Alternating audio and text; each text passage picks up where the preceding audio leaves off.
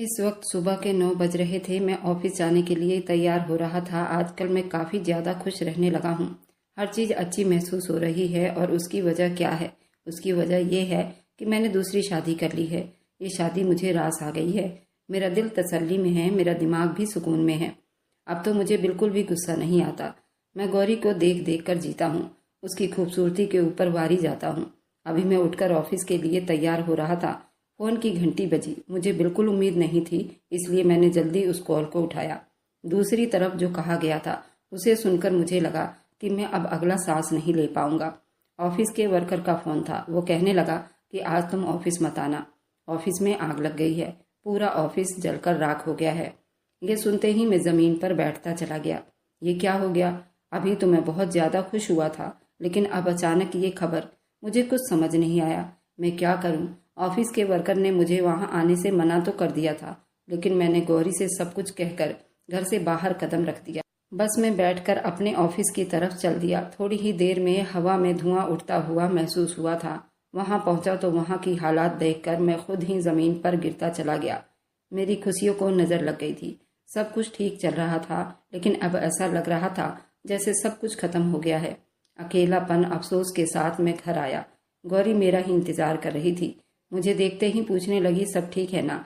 लेकिन मैं उसे क्या बताता कि किस्मत का रास्ता थोड़ी ही देर तक चमका था। अब सब कुछ डूब गया है। लेकिन मैंने उसे कुछ नहीं बताया। उसे हौसला दिया और कहा कि नहीं, मामूली सी आग लगी थी, कल जाऊंगा, आज तो थोड़ा बहुत काम होगा, फिर कल से दोबारा ऑफिस चला जाऊंगा। लेकिन अंदर अंदर मैं बहुत ज्यादा डर रहा था कि आग ने पूरी बिल्डिंग को अपनी लपेट में लेकर बर्बाद कर दिया था। बहुत ज्यादा नुकसान हुआ था। अब लगता है मेरी नौकरी चली जाएगी। पूरी रात इसी टेंशन में सोया नहीं था। सुबह होते ही मैं तैयार होकर ऑफिस जाने लगा। घर में किसी को कुछ नहीं बताया। गौरी के साथ नाश्ता करने का दिल भी नहीं हो रहा था।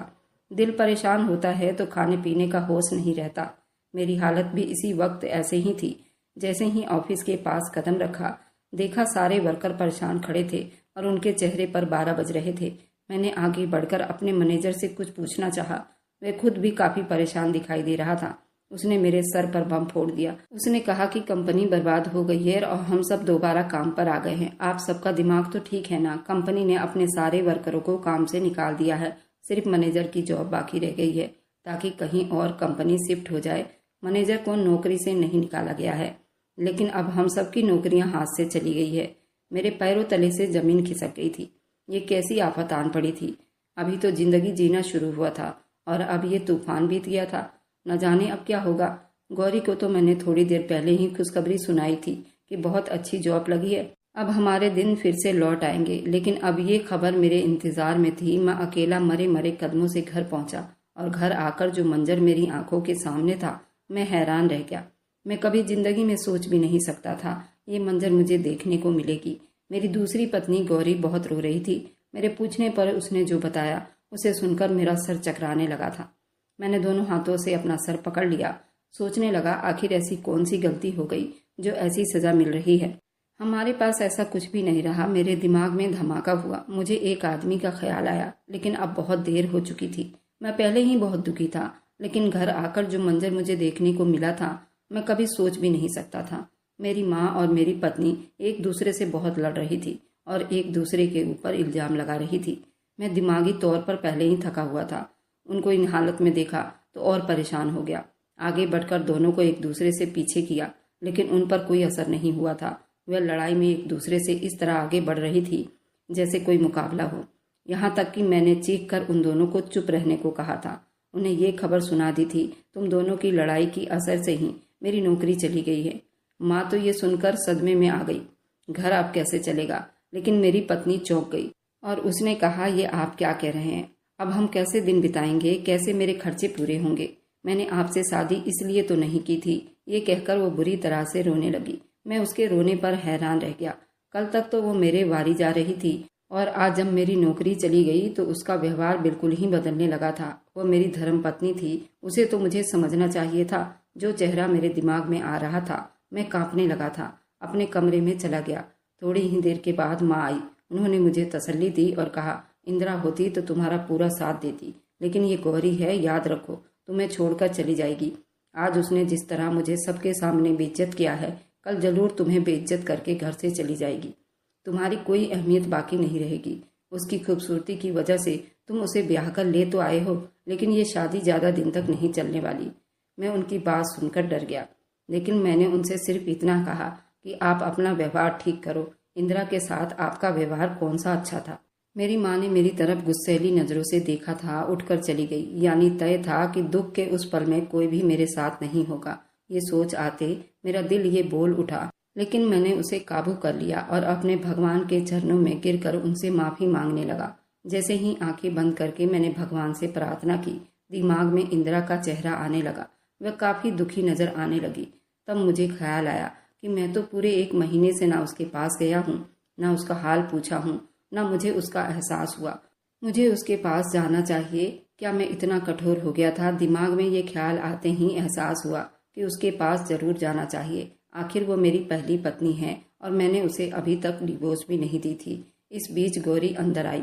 मैंने उसे अपने ये ख्याल बताया तो वह तो बिल्कुल आपे से बाहर हो गई। कहने लगी, क्या हो गया आपको? इस वक्त मुश्किल हालात हैं। ये बात सुनकर उसे तुम्हारे पास आना चाहिए, ना कि तुम उसके पास जाओ। आखिर को आप उसके पति हैं। लेकिन देखो ना, इतनी बुरी शक्ल होने के बाद भी इतने घमंड में बैठी है। कोई ज़रूरत नहीं आपको वहाँ जाने की। गौरी की बात सुनकर न जाने क्यों मुझे भी ऐसा महसूस हुआ था कि वह बिल्कुल ठीक कह रही है। हकीकत तो उसके बिल्कुल उल्टा था, लेकिन इस वक्त मेरे आंखों पर पट्टी बंधी हुई थी। गौरी ने मुझे कहा कि आप फिक्र ना करें, मैं अपने भाई से कहकर आपकी नौकरी लगवा दूंगी। मुझे थोड़ा सुकून हुआ था। गौरी मेरा साथ दे रही है, लेकिन ये बस मेरा दिमागी ख्याल था। पूरे 2 हफ्ते बीत चुके थे और कोई नौकरी भी मुझे दोबारा से नहीं मिल सकी थी। नौकरी मिलना कोई गुड्डे गुड़िया का खेल नहीं था। ये बहुत मुश्किल काम था और मेरी तो किस्मत पर जैसे ताला लगा हुआ था। एकदम से वह चमकी और फिर काली पड़ गई। अब गौरी मुझसे हमेशा लड़ने लगी, कहने लगी कि घर में राशन पैसे तक नहीं, आप हम दोनों को भूखा मारोगे। उसकी बात सुनकर मैं शर्मिंदगी के मारे जमीन में गड़ गया। कहने लगा, मैं कोशिश कर तो रहा हूँ, मेरे हाथ में सिर्फ कोशिश है, नतीजा भगवान के हाथ में है। तब उसने नाक भौं चढ़ाकर कहा, न जाने मेरी मत मारी गई थी जो मैंने आपसे शादी कर ली। अच्छी खासी जिंदगी अपने घर में बिता रही थी और आपकी बातों में आ गई। शायद मैं आपकी तारीफों की भूखी हो गई थी। आपके मुंह से अपने हुस्न की तारीफ सुनना मुझे अच्छा लगने लगा था। इसी वजह से आपकी दूसरी पत्नी बनने पर भी राजी हो गई, वरना आप किसी लायक बिल्कुल भी नहीं थे। आपसे कोई दूसरी शादी करे। उसकी तीखी बातों पर मेरा दिल जलने लगा था। मैं अपनी जगह पत्थर का हो गया था। वो कैसे बातें कर रही थी। पहले तो मेरी कितनी तारीफें करती थी, मेरे आगे पीछे घूमती थी, अब मुझे जली कटी सुनाती ना थकती थी। अब मेरी जिंदगी में यही बाकी रह गया था। मैं अब बहुत ज्यादा परेशान हो गया था। अब मुझमें इतनी हिम्मत नहीं थी मैं अपनी पहली पत्नी इंदिरा से माफी मांग सकूं। न जाने क्यों मेरा दिमाग सुन्न होने लगा था। घर में रोज रोज की चिक चिक से मैं परेशान होने लगा था। लेकिन फिर ऐसा हुआ, मैंने अपनी जिंदगी में भी ना सोचा था।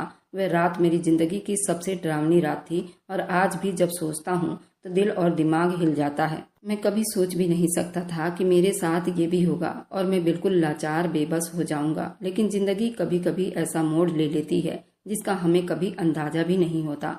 मैं रोज की तरह अपने बिस्तर पर लेटा हुआ था, अपने बीते हुए कल को सोच रहा था। मैं अपने माँ बाप का इकलौता लड़का था। मेरी 2 बहनें थी जो शादीशुदा थी। मैंने सिर्फ 10वीं तक पढ़ाई की थी। फिर पापा की समोसे की दुकान पर बैठने लगा था। यहाँ तक कि उन्हें मेरी शादी की फिक्र सताने लगी, जबकि अभी मेरी उम्र सिर्फ 19 साल की थी। लेकिन उन्होंने शादी की जल्दी मचाई हुई थी और खुद ने ही रिश्ता ढूंढ लिया था।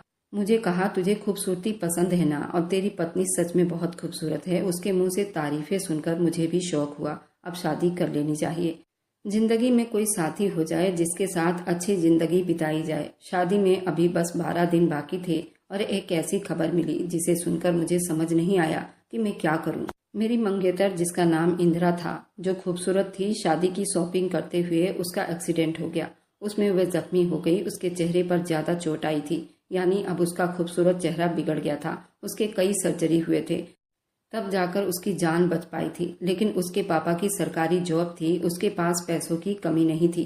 उसके माँ बचपन में ही मर गई थी। मुझे पता चला, सबने मुझे कहा कि तुम मंगनी तोड़ दो, जबकि दोनों तरफ तैयारी पूरी थी। लेकिन फिर पापा ने सख्त दबाव डाला, किसी की बेटी को यूं छोड़ना नहीं चाहिए। मैं उनकी बातों में आकर समाज के आगे खड़ा हो गया।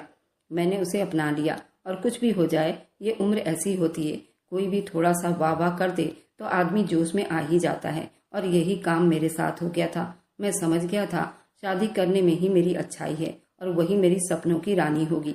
लेकिन फिर मुझे क्या पता था जिंदगी एकदम से बदल जाएगी। मेरी उसके साथ शादी हो गई और जब शादी की पहली रात मैंने इंदिरा का चेहरा देखा तो मुझे खुद से नफरत महसूस हुई। उसने अपना चेहरा घूंघट में छुपाया हुआ था, लेकिन जब मैंने उसका घूंघट उठाया तो मुझे लगा आज की रात मेरी जिंदगी की सबसे बुरी रात होगी। मैंने कैसे इस लड़की से शादी करने की हामी भर ली। वह मुझसे बहुत मोहब्बत करती थी और वह थी भी बहुत खूबसूरत, लेकिन उसकी किस्मत में कुछ और ही लिखा था। घर वालों की सेवा करती, वक्त पर खाना मिल जाता, घर की सफाई हो जाती। उसके अलावा भी वह उनके बहुत से ज़रूरत का ध्यान रखती और मेरी हर ज़रूरत बिना कहे पूरी कर देती। यहाँ तक कि मेरी भी बहुत ज़्यादा सेवा करती। जब भी काम से वापस घर आता तो मेरे पाँव दबाना शुरू कर देती और कहती कि आप थक गए होंगे। साथ दूध गर्म करके लाती, खाना गर्म करके देती, मेरे साथ हंसी मजाक करके खाना खाती। लेकिन न जाने क्यों मेरे दिल में एक ऐसी नफरत चिपक गई थी। क्या मैं ऐसी बदसूरत लड़की के साथ अपनी पूरी जिंदगी बिताऊंगा? लेकिन मेरी जिंदगी से सुकून खत्म हो गया। शुरू के दिन तो मुझे बहुत अच्छी लगी थी, जबकि उसके चेहरे पर ऑपरेशन के कई निशान थे। लेकिन लोगों की बातों ने मेरा जीना हराम कर दिया था।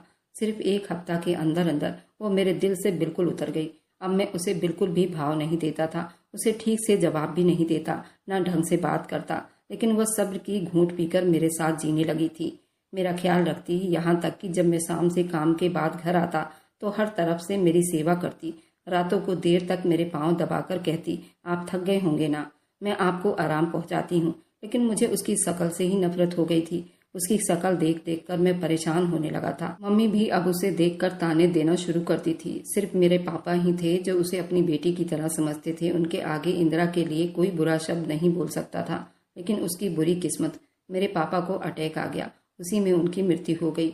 आस पड़ोस में लोग मेरी माँ को चढ़ाने लगे, तेरी बहू कुलच्छनी है, तेरे पति को खा गई, उसका चेहरा तुम्हारे घर के लिए मनहूस बन गया। मम्मी हर वक्त उस पर ताने कसती रहती थी, लेकिन वह न जाने किस मिट्टी से बनी थी। सब कुछ चुपचाप बर्दाश्त करती जा रही थी। मेरी उससे कोई औलाद भी नहीं हो रही थी।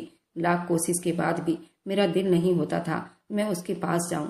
अंदर ही अंदर ये डर था, कहीं मेरी औलाद भी अगर ऐसी पैदा हुई तो मैं कहाँ जाऊंगा। अभी तक तो सब कुछ मेरे हिसाब से चल रहा था, औलाद ना होने का कोई चांस दिखाई नहीं देता था। एक दिन इंदिरा से एक मामूली सी गलती हो गई। मैंने अपने कुछ दोस्तों को अपने घर बुलाया था और उसे खाना बनाने के लिए कहा गया था। उसने कई तरह की सब्जी बनाई थी, लेकिन एक सब्जी में नमक ज्यादा हो गया था। दोस्तों ने उसके खाने की बहुत तारीफ की थी। वे लोग चले गए, लेकिन उस थोड़ी सी गलती की वजह से मैंने उस पर हाथ उठाया, उसे इतना मारा, उसे अधमरा कर दिया था। माँ भी मेरे सपोर्ट में थी, उसे जली कटी बातें सुना रही थी। माँ ने भी अपना हाथ साफ किया था। हम दोनों माँ बेटे ने उसे बहुत मारा था, लेकिन न जाने वो किस मिट्टी की बनी थी। उसने इतना मार खाने के बाद भी हम सबकी सेवा की।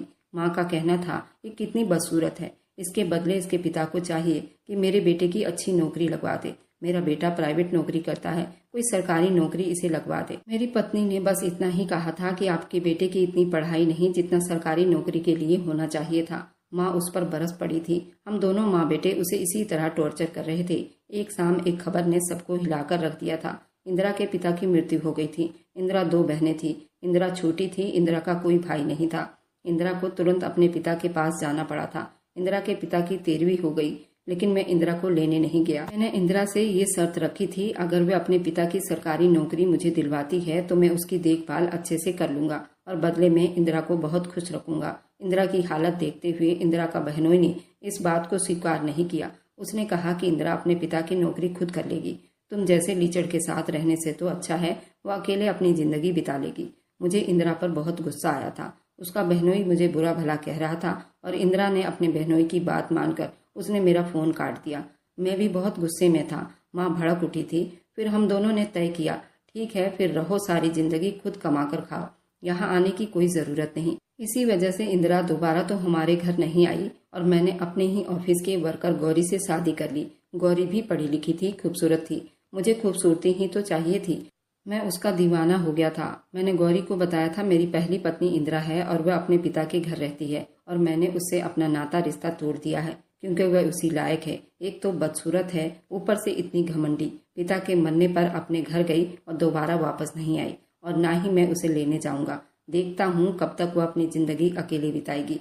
गौरी भी मेरे साथ शादी करके बहुत खुश हो गई थी और मेरी माँ भी खुश हो गई, लेकिन सिर्फ 15 दिन के अंदर ही उसने अपना रंग दिखाना शुरू कर दिया। वह फ़ोन पर घंटों बात करती, जो मेरी माँ को बिल्कुल भी पसंद नहीं आता था। अगर बहन भाई या माँ बाप होते तो कोई बात नहीं होती, वह तो ऑफिस के लड़कों से खूब बातें करती। जब माँ कहती तो माँ को भी सुना देती। माँ ने मुझे दबे दबे शब्दों में कई बार कहा था, लेकिन मैंने माँ को ही सुना दिया था, तुम्हें भी तो खूबसूरत बहू चाहिए थी, खूबसूरत है तो उसके नखरे भी बर्दाश्त करनी पड़ेगी। मुझे गौरी से बहुत मोहब्बत हो गई थी। मैं गौरी के बिना सांस लेना भी भूल गया था। जब सर पर मुसीबत आई, गौरी ने अपना असली रूप दिखाया तो मेरे चारों कोने चित्त हो गए थे, लेकिन फिर भी मैं गौरी को खुश करने में लगा रहता था। नौकरी छूटे 5 महीने बीत चुके थे, लेकिन कहीं नौकरी नहीं मिल रही थी। घर में खाने के राशन खत्म हो गए थे। गौरी कब की नाराज होकर अपने भाई के घर जा बैठी थी। मैंने उसे कई बार कहा कि मुसीबत में तुम्हें मेरे साथ होना चाहिए, तुम मेरे साथ रहोगी तो मेरा हौसला बढ़ेगा। उसने मुझे निकम्मा नकारा कहकर धुतकार दिया था। मैं भी बहुत शर्मिंदा था, मैं कुछ नहीं कर सका था। थक हार कर मैंने उस दिन गौरी के घर जाने की ठान ली। जब उससे मिलने गया तो वो बहुत खुश हुई। उसने अपनी पुरानी सारी शिकायतें भुलाकर मेरी बहुत सेवा की और मेरे आने की वजह पूछी। जब मैंने उसे बताया, उसने बहुत अफसोस किया। इंदिरा को भी पता चल गया था कि मैंने दूसरी शादी कर ली है। उसने मेरी दूसरी पत्नी के हाल चाल भी लिए और मुझसे कहा कि प्रीत, अब तो तुम खूबसूरत पत्नी पाकर बहुत खुश होगे ना। मैंने उसके सामने बहुत शर्मिंदा हुआ था। मैंने कहा, मेरी 5 महीने से नौकरी छूटी हुई है और मेरे पास पैसे नहीं माँ को खाना खिला सकूं और खुद भी खाऊं। गौरी तो अपने भाई के घर जाकर मुझे धमकियां देती है, मैं कोई काम नहीं करता। इंदिरा के आंखों में आंसू आ गए और उसने कहा कि कोई बात नहीं, मैं आपको आपके खर्चे के पैसे दे देती हूँ। मैंने कहा, इंदिरा तुम कैसी हो? इंदिरा ने कहा, तुम जैसे मुझे छोड़ गए थे मैं ऐसी ही हूँ और अपने पिता की जगह नौकरी कर रही हूँ और अपना पेट पाल रही हूँ। लेकिन हाँ, मैं तुमसे बहुत मोहब्बत करती हूँ। तुम मेरे दिल में रोज रहते हो और मरते दम तक तुम्हें नहीं भूल पाऊंगी। मैं उसकी बातें सुनकर बहुत भावुक हो गया था। उसको अपने सीने से लगा लिया। इंदिरा मेरे सीने से लगकर उसे लगा जैसे वह अपनी सारी दुनिया भुलाकर मेरे चरणों में समा गई हो। मैंने उसके प्यार को महसूस किया और खुद को एक बुरा इंसान के रूप में देखा। गौरी अभी भी मेरे दिल पर दिमाग पर छाई रहती थी। मैं 2 दिन इंदिरा के पास रहा। तीसरे दिन मैं उससे पैसे लेकर घर वापस गया। घर आया तो गौरी पहले से ही घर में बैठी हुई थी और उसे पता चल गया था मैं इंदिरा के पास गया था। उसने बहुत हंगामा खड़ा किया था और उसने मुझ पर केस करने की धमकी दी थी। और जो इंदिरा के पास से पैसे लेकर आया था उसने मुझसे छीन लिया था। कहा, 5 महीने से तुमने मुझे 1 रुपया भी नहीं दिया। नकारा निकम्मा, 5 महीने से तुम यूं ही भटक रहे हो, ना कोई काम करते हो ना कोई काज करते हो। मैं कब तक अपने भाई के दरवाजे पर जाकर बैठूंगी? और मेरे होते हुए तुम अपने पहली पत्नी के पास क्यों गए थे? मेरे पास उसके सवालों का कोई जवाब नहीं था। मैं बहुत शर्मिंदा था। मैं क्या कर सकता था? मैंने खुद ही अपने पैरों पर कुल्हाड़ी मारी थी। गौरी, तुम पहले तो ऐसी नहीं थी। तुमने कहा था कि मैं तुम्हारे हर सुख दुख में तुम्हारा साथ दूंगी। मेरे ऊपर कष्ट आया तो तुम मेरा साथ छोड़ रही हो, मुझे तंग कर रही हो। और इंदिरा मुझसे दूर रहकर भी वो मुझे देखने के लिए इतना तड़पती है। उसने मुझे कोई शिकायत नहीं की। मैंने उसके साथ कितना बुरा व्यवहार किया था, तब भी वो मेरे बुरे वक्त में पैसे लेकर मेरे सर पर खड़ी हो गई। और एक तुम हो, पैसे छीनकर मुझे ही धमकियां दे रही हो। खैर, उसमें तुम्हारी कोई गलती नहीं। जो गलती मैंने किया उसे तो मुझे काटना ही है। गौरी ने इंदिरा को लेकर प्रीत से बहुत झगड़ा किया था। उस रात प्रीत को सिर्फ इंदिरा की याद आ रही थी, लेकिन वह कुछ कर नहीं सकता था। सुबह होते ही फिर काम की तलाश में निकल पड़ा और उसने आज फिर इंदिरा से मुलाकात की और उससे कहा, अगर तुम्हारी नज़र में कोई काम हो तो मुझे भी लगवा दो। इंदिरा ने अपने ऑफिस में ही उसको प्राइवेट नौकरी दिलवा दी थी। तनख्वाह कम थी, लेकिन बैठने से तो अच्छा ही था। उधर गौरी मुझसे रोज लड़ाई करती थी। माँ की भी तबीयत बहुत खराब रहने लगी थी और एक दिन माँ भी हमें छोड़कर चली गई। इसी तरह मैं हफ्ते में 2 हफ्ते इंदिरा के पास जाता और उसे ढेरों बातें करता, लेकिन मैंने कभी इंदिरा से नहीं कहा तुम मेरे साथ चलो, क्योंकि गौरी मेरे साथ रह रही थी। मैं गौरी को टूटकर चाहता था। गौरी इसी का नाजायज फायदा उठा रही थी। अब तो माँ भी नहीं थी। जब मैं जॉब पर जाता तो वह न जाने कहाँ कहाँ घूमती रहती। मुझे कई बार मेरे दोस्तों ने बताया था, आज तेरी पत्नी गौरी को हमने यहाँ देखा था, पर मेरी हिम्मत नहीं होती थी कि मैं गौरी से ये बात पूछता। इधर जब ये बात इंदिरा के बहनोई को पता चली कि मैं इंदिरा से मिल रहा हूँ और हफ्ते 2 हफ्ते में इंदिरा के पास जाता हूँ, उसके बहनोई ने उसके साथ बहुत झगड़ा किया। उसकी बहन भी उसको समझा रही थी कि ये आदमी भरोसे लायक नहीं। जब उसकी दूसरी पत्नी ने उसे भगाया तो वो तुम्हारे पास आया, तुमसे और तुमसे पैसा लेता। वह गौरी को खुश करने में तुम्हें बर्बाद कर देगा। तुम्हें ये सब दिखाई क्यों नहीं देता? पिछले ही हफ्ते गौरी के बहनोई ने गौरी और प्रीत को एक साथ सुनार की दुकान पर देखा था, जो उसको महंगे हार दिलवा रहा था। अगर वह तुमसे प्यार करता और वह तुम्हारे लिए भी गिफ्ट लेकर आता, लेकिन नहीं, वह तुमसे सिर्फ अपना दुख रोता है और तुम उसे अपना सब कुछ सौंपने पर तैयार हो जाती हो। जब उसके बहनोई ने इंदिरा को ये सब बताया तो वो बिल्कुल परेशान हो गई, क्योंकि इंदिरा तो पूरे दिन जॉब पर रहती थी और शाम को घर आती। उसको इधर उधर की बातों से कोई मतलब नहीं था। उसके बहनोई ने इंदिरा से कहा, मकान के कागज हमें दे दो, क्योंकि तुम्हारा कोई भरोसा नहीं, कब प्रीत को तुम सब कुछ लिख दो। जरा सा वह रोता नहीं और तुम पिघल जाती हो। इंदिरा अब थोड़ी सावधान हो गई थी, लेकिन वह अपने दिल का क्या करती जो सिर्फ प्रीत के लिए ही धड़कता था। जिस ऑफिस में इंदिरा ने प्रीत की जॉब लगवाई थी, उस ऑफिस से प्रीत को दूसरे ऑफिस में ट्रांसफर कर दिया गया था। अब उसकी तनख्वाह भी बढ़ गई थी। वह ऑफिस काफी दूर था। प्रीत एक बार फिर से इंदिरा को और इंदिरा के एहसान को भूल चुका था और गौरी को लेकर खुश रहता था। उसको इंदिरा से मिले पूरे 6 महीने बीत चुके थे। वह इस 6 महीने में इंदिरा से एक बार भी नहीं मिला था। इंदिरा फोन करती तो उसका फोन भी नहीं उठाता और उसने अपने नंबर भी बदल दिया था। इंदिरा की बहन उसे रोज समझाती थी कि तुम प्रीत को छोड़ दो, वह तुम्हारे किसी लायक नहीं है। जब उसका टाइम निकल गया तुम्हें फिर से छोड़ दिया और फिर कहीं फंसेगा, फिर तुम्हारे पास दौड़ा चला आएगा। उसे अच्छे से पता चल गया है कि हमने मकान का कागज तुमसे ले लिया है, बस वह इसी लालच में तुमसे मिलने जुलने लगा था। इंदिरा भी इस बात को स्वीकार कर चुकी थी। इंदिरा की बहन ने अपने देवर से ही इंदिरा की शादी करवा दी। उसकी बहन का देवर इंदिरा से कुंवारेपन से ही मोहब्बत करता था, पर उसने कभी इजहार नहीं किया था, क्योंकि उसका पैर खराब था और इसी डर से उसने कभी ये बात नहीं बताई।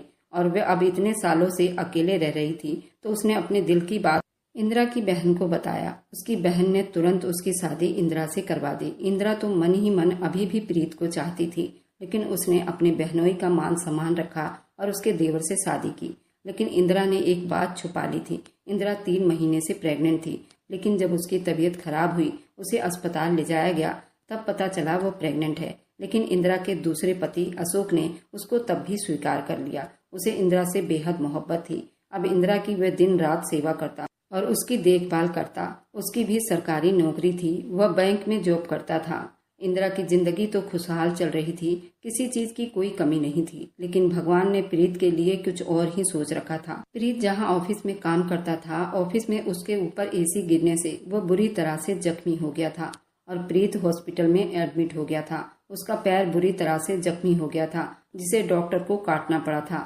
प्रीत अपाहिज हो गया था। गौरी ने उसके साथ बड़ी मुश्किल से 6 महीने काटे थे। उसके बाद वह उसे छोड़कर भाग गई थी और वह अकेले पड़ा पड़ा अपने कर्मों पर रोता रहता था। अब ना तो उसकी माँ थी, ना गौरी थी। अब वह अकेले अपनी जिंदगी के बुरे दिन बिता रहा था और सड़क किनारे बैठ गया था, क्योंकि वह कमा भी नहीं सकता था। एक दिन अचानक इंदिरा और उसका पति अशोक किसी काम से बाहर जा रहे थे।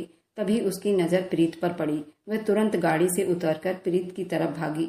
उसका 5 साल का बेटा भी उसके पीछे पीछे दौड़ा चलाया। जब प्रीत की इतनी बुरी हालत देखी तो इंदिरा रो पड़ी। पूछने लगी, ये हालत तुम्हारी किसने की?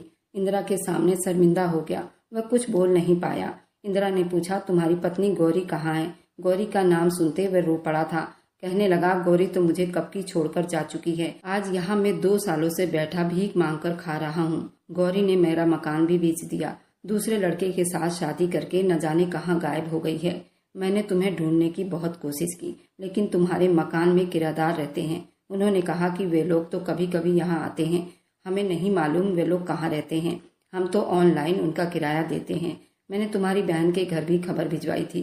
उन्होंने बताया अब तुम उसकी जिंदगी से निकल जाओ, क्योंकि इंदिरा ने शादी कर ली है और अपनी जिंदगी में खुश है। मुझे पता चला था कि तुम एक बच्चे की माँ बन गई हो। फिर मैं चुप करके अपनी जिंदगी में ऐसे ही सड़क किनारे बिताने लगा और भगवान ने मुझे मेरे ही कर्मों की सजा दी है। मैं हीरे को छोड़कर कोयले के पीछे भागता रहा। उस काली जिंदगी में मेरी जिंदगी भी काली हो गई। वह तो मेरे अपाहिज होते मुझे छोड़कर रफू चक्कर हो गई। यहाँ भीख मांगने लगा। मुझे माफ कर दो इंदिरा, मैंने तुम्हारे साथ बहुत गलत किया। मैंने अपने मतलब के लिए तुम्हें इस्तेमाल किया, छोड़ दिया। आज इस कर्मों की सजा भुगत रहा हूँ। इंदिरा ने उसे सड़क किनारे से उठाया, अपने पति के साथ उसको घर ले आई। उसका पति अशोक उसे दिलो जान से दोनों से चाहता था। उसकी बात को टाल नहीं सकता था।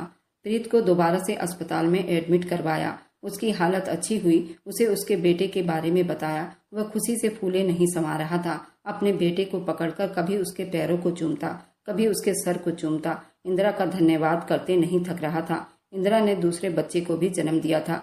जो कि बेटी थी वह अशोक की लड़की थी और जो लड़का था वो प्रीत का लड़का था। वह अपने दोनों बच्चों को देखकर जीती थी। अशोक और इंदिरा ने प्रीत का भी ध्यान रखना शुरू किया। प्रीत का बेटा भी बड़ा हो रहा था। अब ये पांचों एक साथ रहते थे। लोगों का कहना है एक छत के नीचे दो पति नहीं रह सकते, लेकिन प्रीत और अशोक में अब इतनी दोस्ती है, एक दूसरे के बिना खाना भी नहीं खाते और दोनों ही अब इंदिरा को इतना चाहते हैं कि लोग देखकर हैरान हो जाते हैं कि दुनिया में ऐसा भी कहीं होता है। उन दोनों पतियों को कोई प्रॉब्लम नहीं है। इंदिरा भी उन दोनों को बहुत चाहती है और इंदिरा का सवेरा उन दोनों से शुरू होता है और उन पर ही खत्म हो जाता है। आस पड़ोस जिसको भी ये बात पता चलती है सब इंदिरा को बुरा भला कहते हैं और इंदिरा को कहा जाता है ऐसी औरतें समाज को खराब करती हैं, लेकिन इंदिरा को उससे कोई फर्क नहीं पड़ता। खुद इंदिरा की सगी बहन भी इस बात के खिलाफ है। उसने इंदिरा के ऊपर केस डाला हुआ है कि इंदिरा को अपने दोनों पति में से किसी एक को चुनना है, लेकिन इंदिरा ने इस बात से अपनी बहन से ही रिश्ता खत्म कर लिया है। अब मैं आप लोगों से पूछना चाहती हूँ, क्या मैंने जो किया गलत है? अगर ये बात गलत है तो फिर इंसानियत कहाँ रह गई लोगों के अंदर? और मेरी वीडियो आप लोग जहाँ कहीं से भी देखते हैं, कमेंट में अपने शहर और राज्य का नाम जरूर बताइए। मुझे आप लोगों के कमेंट पढ़ने में बहुत आनंद आता है और उन सभी का मैं बहुत बहुत धन्यवाद करना चाहती हूँ जो लोग मेरी वीडियो को देखते हैं, लाइक करते हैं और शेयर करते हैं। अगर आपको आज की कहानी पसंद आई है तो वीडियो को जरूर लाइक कीजिएगा और अपने दोस्तों के साथ शेयर भी कीजिएगा। और हाँ, अगर आपने अभी तक हमारे चैनल को सब्सक्राइब नहीं किया है तो जरूर सब्सक्राइब कर लें। मिलते हैं हम अपनी कल की एक नई दिलचस्प कहानी के साथ। मुझ पर सदा अपना प्यार और स्नेह बनाए रखें। सभी को मेरा प्यार भरा नमस्कार दोस्तों। खुश रहें, स्वस्थ रहें, मस्त रहें।